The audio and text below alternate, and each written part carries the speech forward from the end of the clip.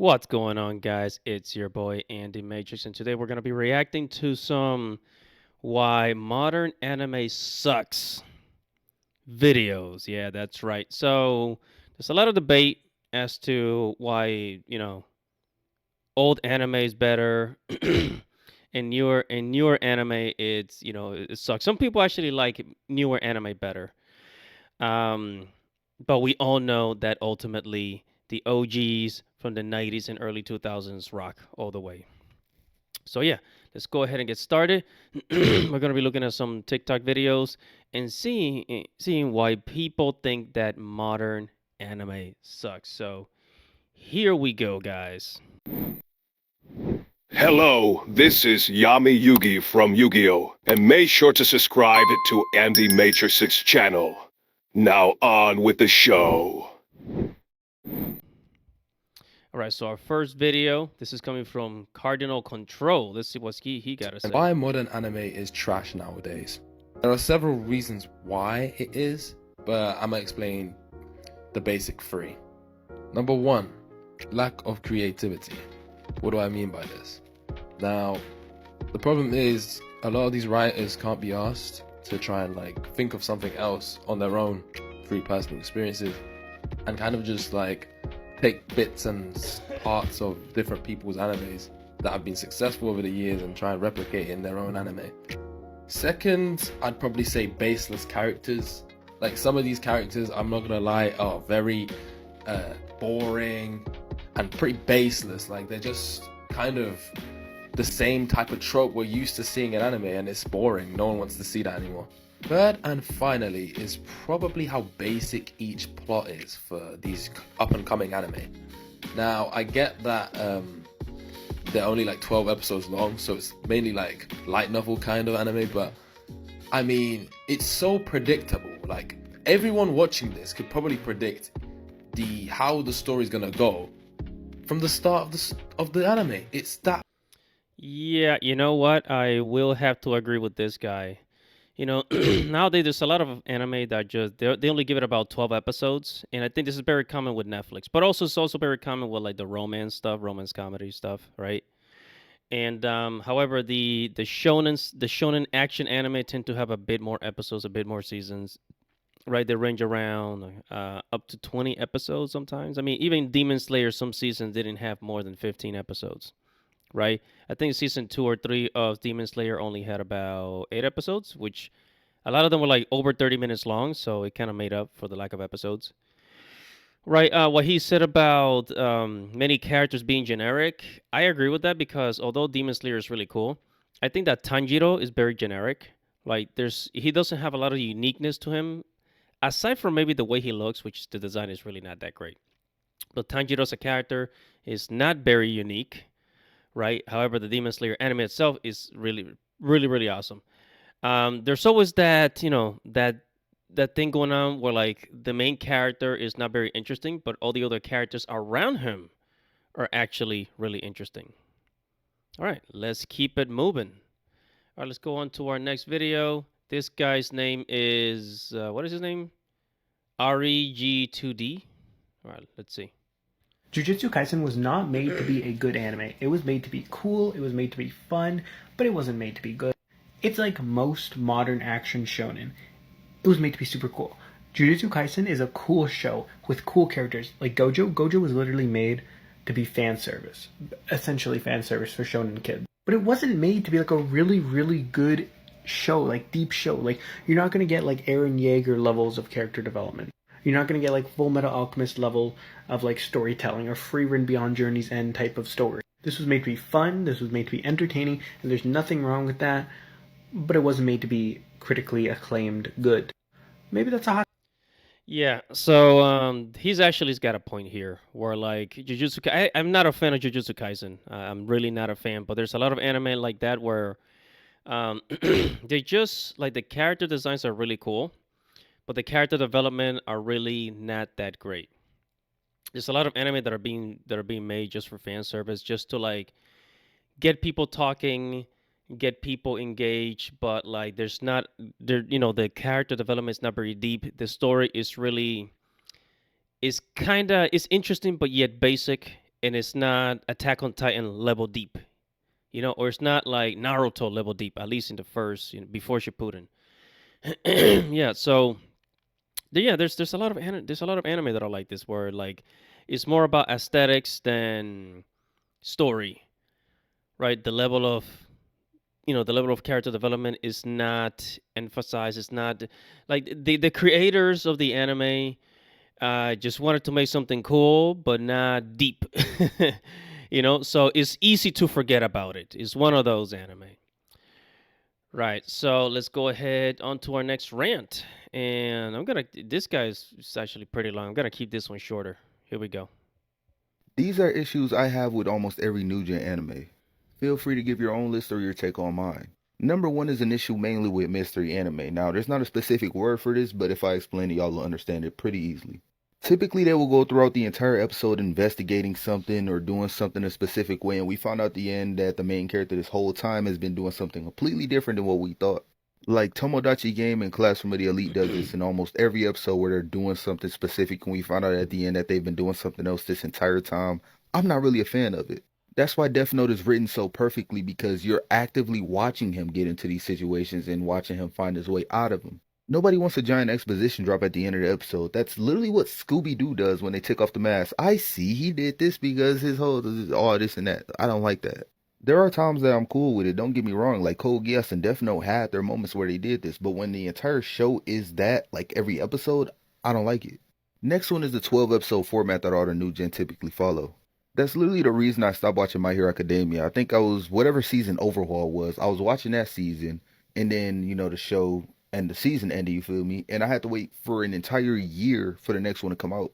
By that point, I completely forgot about the series. I wasn't a manga reader. There was no good My Hero game out, so I wasn't like actively thinking about it. And it came back to filler episodes, so even when I did go back on it, I just stopped caring at that point. I'm not waiting an entire year and a couple months adding in a filler just to see a couple of episodes just for it to end off with another cliffhanger of the season. The only time I'll be cool with this is if they can wrap that entire storyline into that season. For example, if the Fullbringer arc from Bleach was a 12 episode format, it could work. But if they would have made the Soul Society that seasonal yearly BS, I probably would have forgotten about the series pretty quickly. The next one is something that everybody says, and that's the whole overuse of the demon trope. It's typically a character growing up in a world of demons, or sometimes they change it up but still keep it similar. And that character normally doesn't have power. Sometimes they switch it up a tad bit. But at the end of the day, that character was a demon deep down all along, or that character gets access to those demon powers. You get the picture. It falls under that. Yeah, he's kind of right about the demon thing, but I mean, even in American fiction, like if you look at young adult novels or like American novels, fantasy novels, the whole demon slayer thing is played out a lot. Everything from like the urban fantasy paranormal stuff. The demons, they always bring in demons to the story, and that's just and it's not that you bring demons to the story, but it's how you tell the story. The elements of the story, the character development, right? I mean, you can still use the same ideas. You just can't, you gotta be unique about it. And yeah, the problem with many anime today, as he was saying, is that a lot of anime, they're just not memorable. They're just not memorable, and a lot of creators. It seems to me that it's in Japan. It seems like a lot of Japanese artists, they just kind of like throw something together. I'm just gonna throw up a story, write a quick story to see, that's related to like things that people like big titty anime girls, or people like to see demons get killed, guy with big sword, that formula, just throw it in there, put on a title, and there you go, we have an anime and manga, right? So these types of anime are very forgettable. There's a reason why 15 and 20 years later people are still talk about Death Note. Like a decades later, people still talk about Death Note. People are still talking about Naruto, because Naruto was really cool anime even till now. Death Note is unforgettable. You watch it once and you never forget about it, right? But most anime that come out nowadays, we cannot say the same thing about it. All right, so let's go ahead and sorry about that. Let's go ahead and keep it moving. All right, so our next rant is coming from Akizura, this user. Here we go. I've been really bored of anime. Good, most anime sucks. Sturgeon's law says that 80% of everything is crap. And this applies to books, movies, comics, plays. But I feel like it applies most to anime because most anime is just made to fill a time slot on a network. The anime community tries to overcome this by overhyping quite a lot of series when most of them are just okay. Take a break from anime and manga and read a book. I recommend The Name of the Wind and Dune. Then, after you've had time to decompress, come back and read Blue Period because it's peak fiction. Yeah, so I used to be a I've been really bored of I'm gonna have to agree with him. Yeah, man, I'm agreeing with a lot of people today. But hear me out. Yeah, a lot of anime is boring because, like I was saying before, it's is the main character tends to be generic, not very unique. I mean, in Sword Art Online, the main character is generic. It's just that, but he does look cool, right? Except that Sword Art Online is not forgettable. A lot of anime, they're just, the plot line are just not interesting.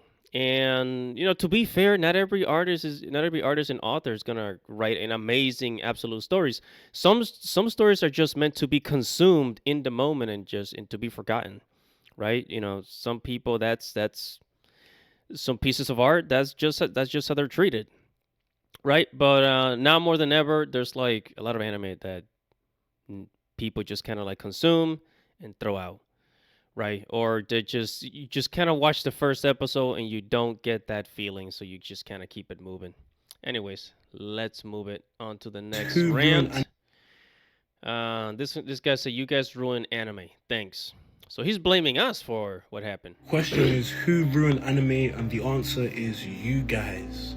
The fact that everybody watches anime now has completely, what's the word I'm looking for? Saturated the market. So now they feel like there's a necessity to just give people some bullshit every season. And then you have gems like Sakamoto Days going underneath the radar. How does that make any sense? Sakamoto Days has been hyped since like 2019 just for it to get a Netflix adaptation and then completely die. It's like I even forgot it was dropping. And I've been anticipating this show for like 3-4 years just for them to drop it on Netflix, and then no one cares about it. And that's because there's too many people watching anime. Like back in my day, there was only like 10 people watching anime. You was weird for watching anime. Now anime is just another form of media. Like it makes no sense. It's just like the things that used to make you niche, the things that used to differentiate you from someone. Like you could tell when someone watched anime 10 years ago. They had the glasses, the mini afro, and they didn't know how to articulate themselves because that was just not. All right, sorry about that, guys. The background music was making it hard for me to understand what he was saying towards the end. But what he was saying kind of brings me back to the Hayao Miyazaki perspective on anime, which is anime was a mistake. And I think the mistake with anime is that it went too mainstream, right? It just went so mainstream that even like people, it went so mainstream that people feel like regular people feel comfortable talking about it, right? It was kind of much more cool and intimate when only like the nerds knew about anime, and we will collect the VHS and the DVDs. We buy it at some store that you had to go to New York City, go to some underground place to find a store, those places, right? Because I don't think that everything is supposed to stay underground forever, but anime has gone to a level so high that the big corporations are trying to control it. That's how big it is now. So in a way, I guess he's right. We, the people, ruin anime because we made it super duper popular, and other corporations want to control it. And we made it so super duper popular that Japan had to like create a bunch of just throw out anime quickly, just put it out there quickly, right? For people to consume, and thus consumer culture. Yeah, but anyways, that's why modern anime sucks. But whatever your thoughts are, make sure to comment below, like this video, subscribe to the channel, hit the notification bell for future notifications. Everybody's your boy Andy Matrix. Godspeed, baby.